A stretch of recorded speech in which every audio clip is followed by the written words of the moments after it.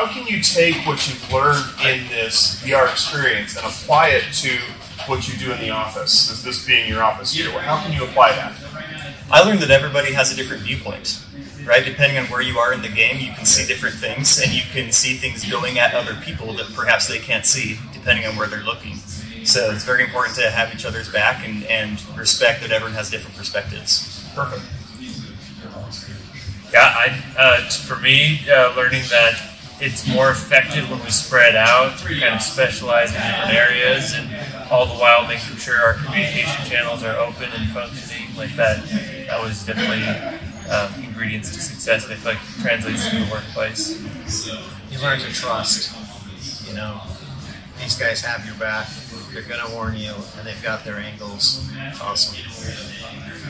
Absolutely. And it gives us a really cool opportunity to learn that you have a lot of fun in the office as you learn leadership and communication and teamwork, right? I mean, just like the whole adaptive workshop approach is a fun way to do it. I'd rather do this than any other of the kinds of training I've ever been in. Tell me what you guys thought of that first round. Greg. Well, the first few rounds were just figuring out like what was what. Like, okay. I feel like pretty quickly we figured out. We divided up like who was at what, who was where. And we kind of divided that up, which was really helpful. But like the first axe that got thrown at me, cut my head off. So like I just wasn't prepared for it. Didn't know what to expect. And so you lost your head. Once. Some people lost it multiple times. That's me. Yeah. At one point, I had 2 axes in the head. Ooh, that's not the record. No? Yeah. Okay, good. Makes me feel a little better. But yeah, I agree with Greg. I think that it was the first, like, what do they call them? They call them waves. Yeah.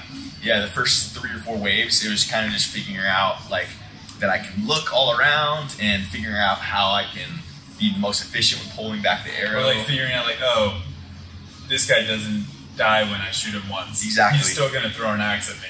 Yeah, exactly. But once we kind of figured that out, I feel like it was a little bit easier to continue on the other waves, even though we only made it to 15. Hey, Chelsea, how is this like being the new person on a team first day of work? How would you correlate what you just did to being the new person on the team?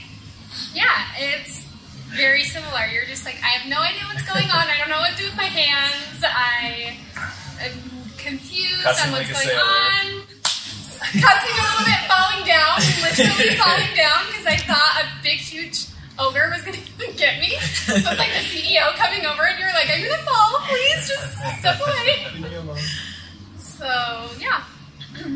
It's stressful and you're not sure what's going on. Okay. What, we didn't really get into too much of strategy. Having played now, if we were to go get that map again, what would you describe, or what would you do to try to figure out what you were good at, what you were not good at, try to figure out your roles? What would you do for a strategy to try to do better the next round? What would you do? Well, I know that I'm not very good at the long shot. I noticed that pretty quickly. Like, Left you up front. yes, I need to be up front probably.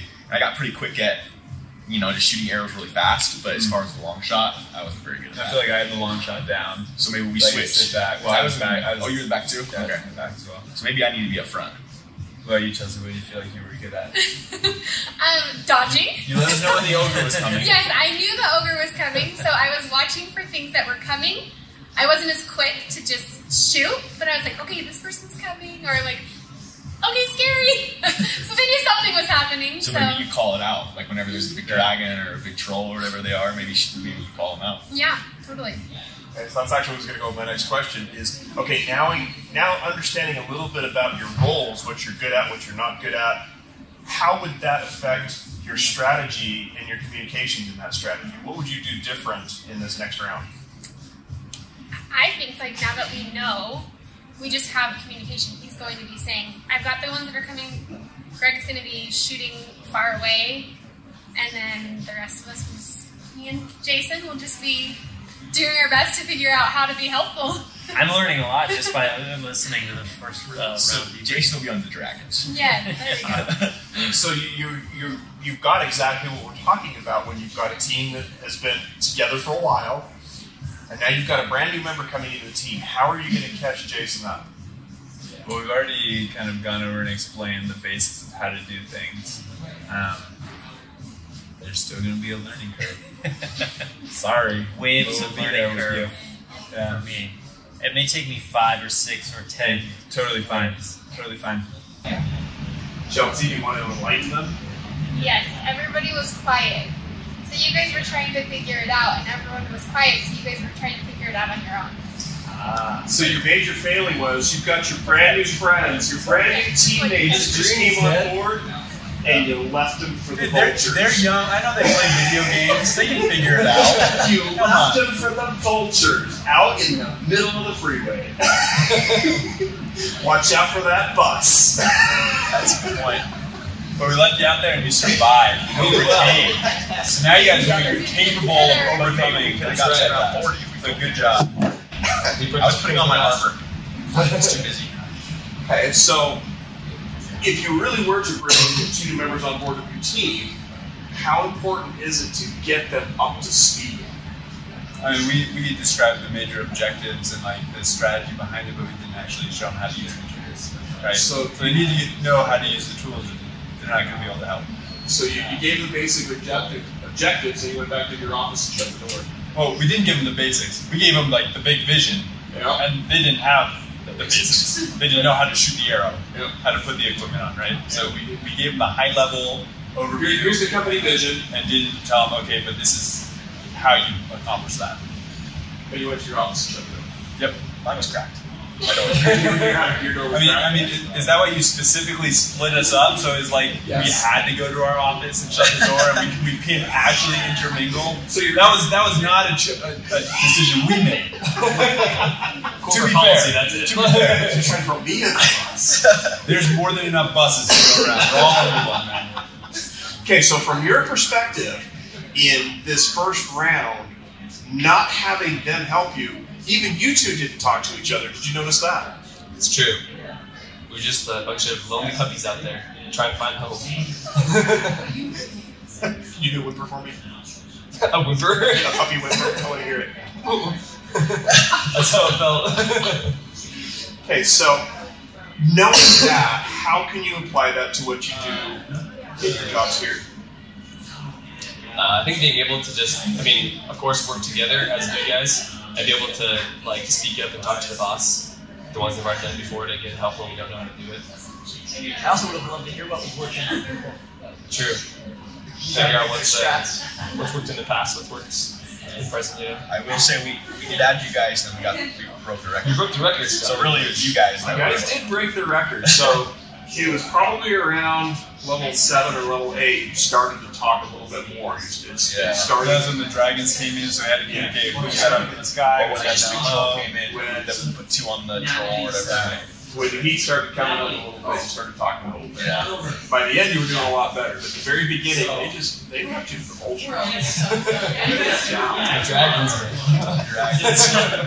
Okay, so now you've played what, 4 times, 5 times? How many times have you played now? 4. Yeah. Are you experts now? No. No. Well, we know how it goes. I can't even really imagine good what level yet. 65 looks like. I know. Your kids get to. Yeah, seriously. Okay, so having played to 4 games and having got to level 22 now, you can see how it gets faster. Does that change your strategy at all? I think it did a little bit because like the second time we played, I always stayed where I was because I was like, this is my post. But then we realized that sometimes it's more effective to move because then I had like a more clear shot of the gate, and then I was able to help them out protecting the gate. So I don't know the question, but yes. Did your strategy change? Oh, did our strategy? I would say yes. Like once we got more familiar with. I think too, like once it started getting way faster, then instead of shooting for accuracy, we were just trying to shoot as much as we could, and then they would hit someone because there were so many people at that point, and so we were just kind of shooting faster and then also moving positions like How would you apply that to what you do here? I mean, your various roles here at Rev Road, you have different roles, but how would learning something new or better understanding something, how would you correlate that back to the real world? If you learned something new in your job, would you change your focus in your job at all?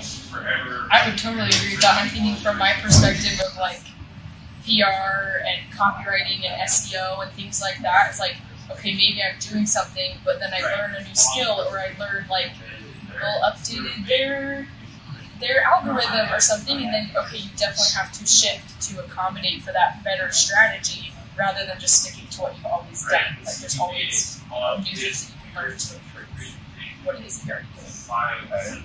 So what would the key thing be to implementing that change? What would you do? How would you go about implementing that change?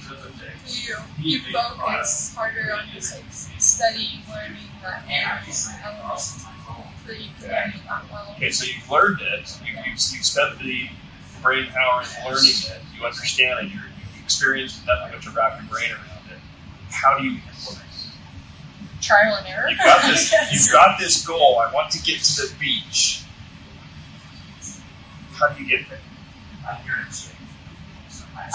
I mean, my response to that is just implementing it and trying it out. And if maybe you're not as good at it, then you keep learning and try again.